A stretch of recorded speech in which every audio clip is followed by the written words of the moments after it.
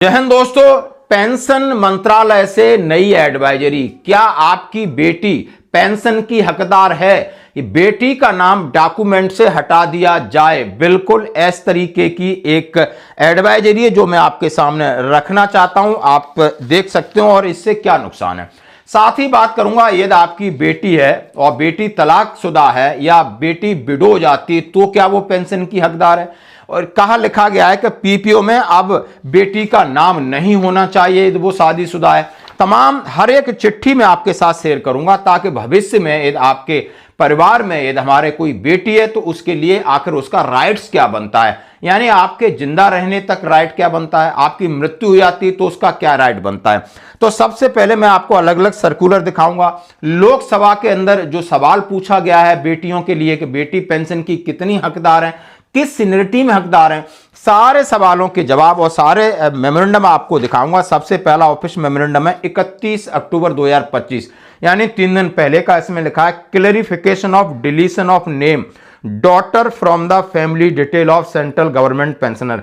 केंद्रीय कर्मचारियों के पेंशन जो पीपीओ है उसके अंदर से बच्ची का नाम हटा दो।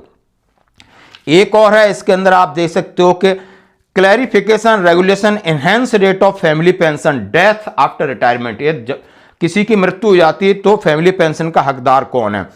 एक और है जो कि पीसीडीए का लेटर है, eligibility of widow oblique divorce daughter for grant family pension clarification regarding. ये एक लेटर आप देख सकते हो।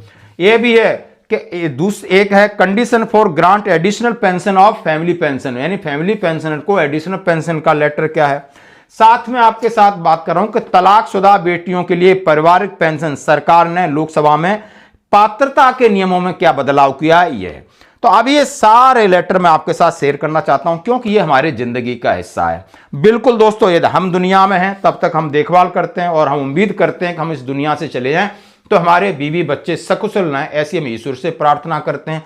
और प्रार्थना के साथ सरकार के जो क्या नियम है उन्हीं के तहत आपको क्या अधिकार मिलते हैं, क्या पेंशन मिलती है।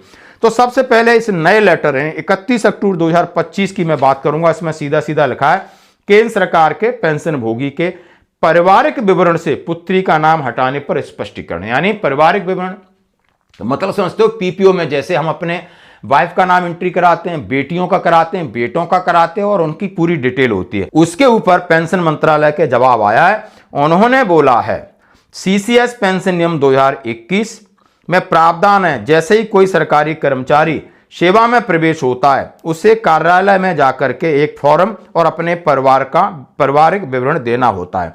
इसमें पति पत्नी, सभी बच्चों, माता पिता, विकलांग, यानी चाहे वो पारिवारिक पेंशन के लिए पात्र हो या नहीं, संबंधित सभी प्रासंगिक विवरण शामिल होंगे। इस नियम में आगे प्रावधान है कि सरकारी कर्मचारियों को सरकारी सेवा से सेवानिवृत्ति से पहले पेंशन पत्रों के साथ परिवार का अद्यतन विवरण फॉर्म में प्रस्तुत करना होगा। सीधा सीधा कहा है, चाहे आप सेवा में रहते हैं तो आपके माता पिता और आपके परिवार, वाइफ और बच्चों का नाम होगा।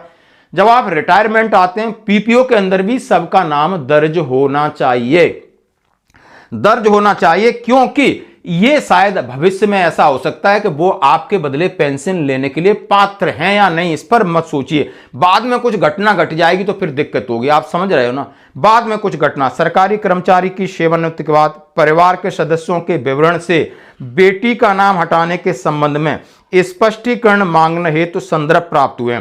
अब कई चीजें आई कि बेटी का नाम हटा दीजिए, बेटी शादी हो गई तो उसका नाम की जरूरत क्या है, तो उन्होंने सीधा जवाब दिया है, चाहे वे, उन्होंने कहा है सभी सदस्यों का विवरण प्रस्तुत करना होगा।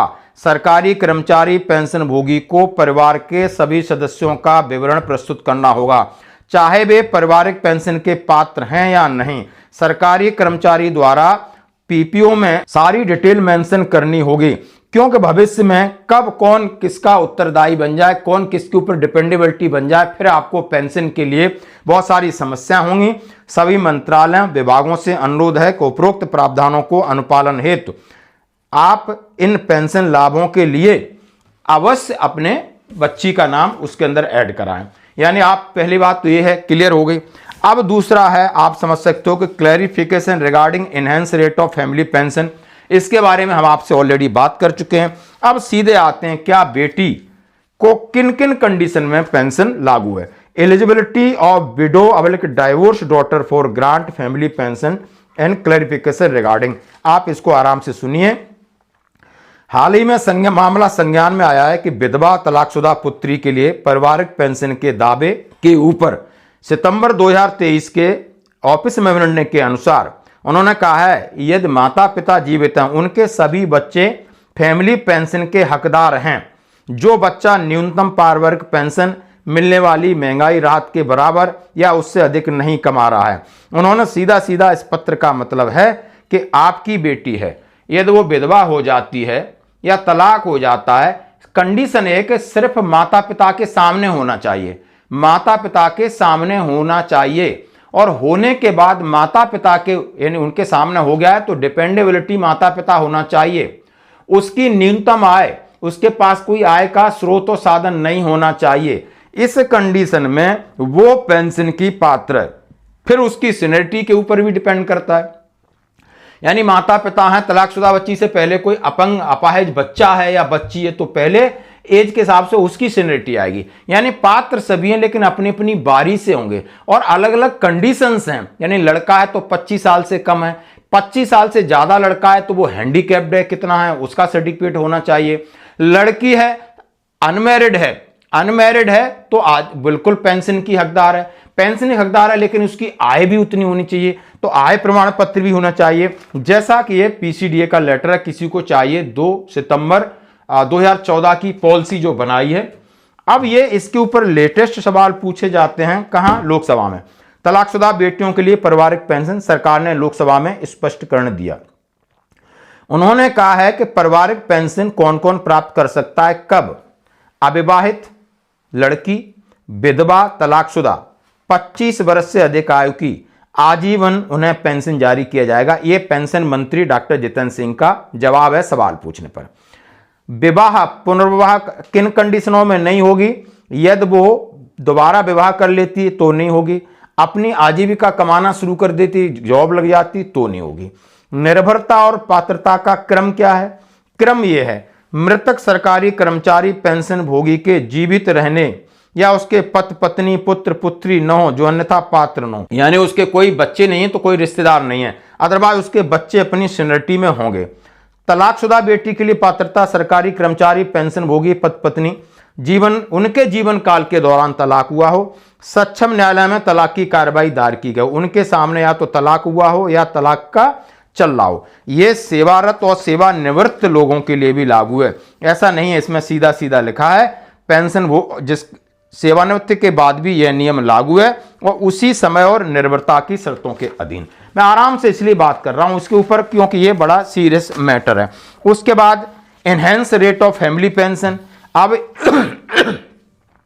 आपकी पेंशन है, मान लो 50% पेंशन आपको मिल रही है, आपकी डेथ हो जाती तो फैमिली को 50% पेंशन कब तक मिलेगी, 67 आयु तक या मरने के 7 साल बाद। दोनों में से कोई कंडीशन पहली होगी तो वो मिलेगी।